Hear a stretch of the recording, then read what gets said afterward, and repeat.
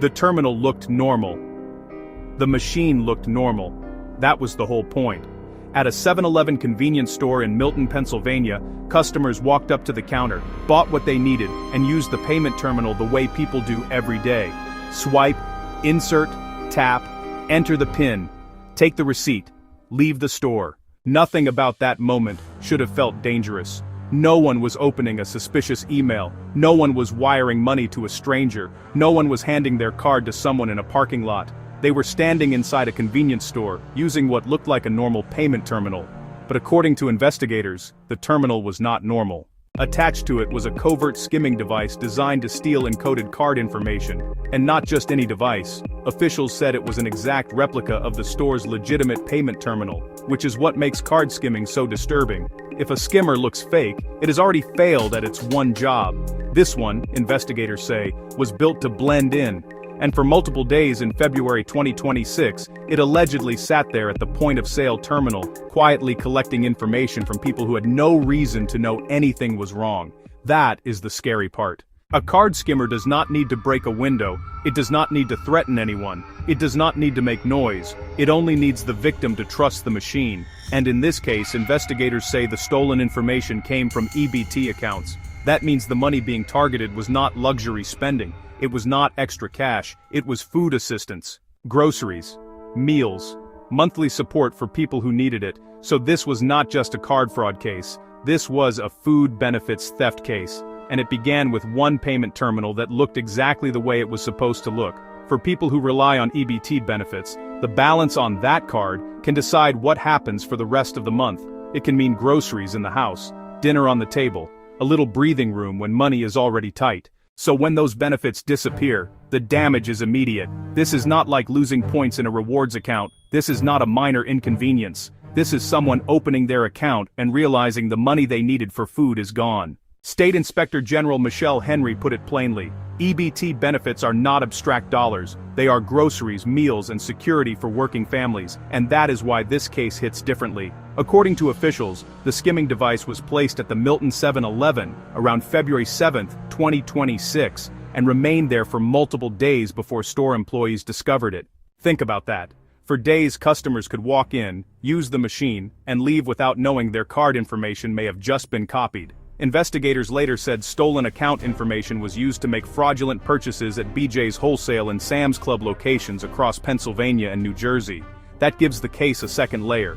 The alleged theft did not end at the convenience store. The store was where the data was captured. The real spending happened later. And, according to investigators, the device was Bluetooth-enabled, meaning stolen card data could be extracted remotely from the skimmer. That is the part that feels almost too modern for something happening at a checkout counter. The victim sees a card reader, the criminal sees a data collection point, and by the time the victim notices something is wrong, the stolen information may already be somewhere else entirely. That is how these schemes work. Quiet at the front end, fast at the back end, painful when the victim finally checks the balance. Investigators identified two suspects, Patricia Bogdan and George Lazar. Officials said Bogdan was operating under numerous aliases, including Livia Roberta Bogdan and Ariana Salvadore, along with several others. That detail matters, because aliases are often part of the bigger picture in fraud investigations. Different names can make a person harder to track, harder to connect, and harder to place inside one clean timeline. Bogdan and Lazar were charged with multiple felony counts related to possessing and using an unlawful device designed to steal encoded payment card information,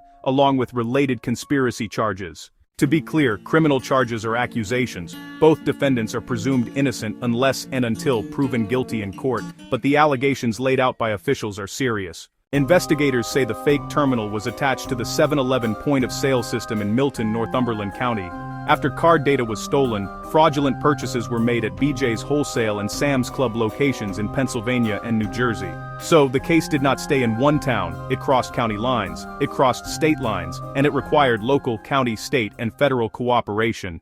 The investigation was led by the Milton Borough Police Department, the Northumberland County District Attorney's Office, and the Pennsylvania Office of State Inspector General. Officials also credited federal law enforcement partners, the Pocono Mountain Regional Police Department, and other agencies in New Jersey and North Carolina. That is a lot of people chasing one fake card reader, but that is the reality of modern skimming cases. The device may be small, the damage is not. and the person who gets hurt may not even know where the theft began. Maybe the card was used at a store in Pennsylvania. Maybe the fraudulent purchase happened in New Jersey. Maybe the device was discovered days after the first victim swiped their card. By then, the trail is already moving, and investigators have to follow the money, the transactions, the device, the footage, the suspects, and the pattern, all from a payment terminal that looked ordinary enough to trust. This case is exactly why card skimming is so unsettling, because the warning sign is not always obvious.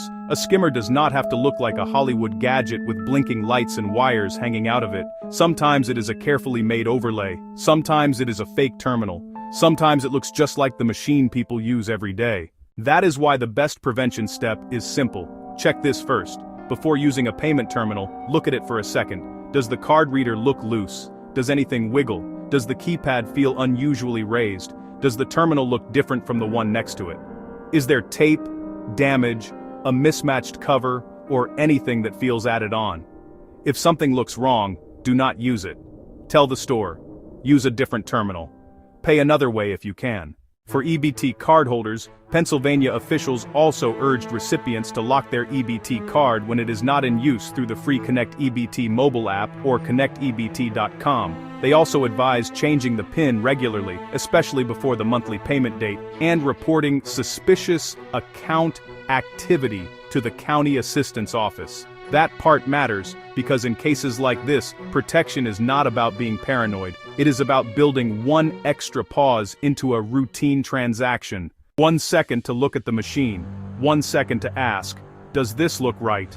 And sometimes, that 1 second is enough to keep a fake terminal from doing exactly what it was placed there to do. The Milton 7-Eleven case is still moving through the justice system, and the defendants are presumed innocent unless proven guilty. But the warning sign is already clear. A machine can look normal and still be the problem. A purchase can seem routine and still expose someone's card. And a few stolen numbers can turn into groceries disappearing from the families who needed them most. If you want more real cases told with context, clarity, and purpose, subscribe to CaseBlotter. Open the room, understand the crime, learn the warning signs.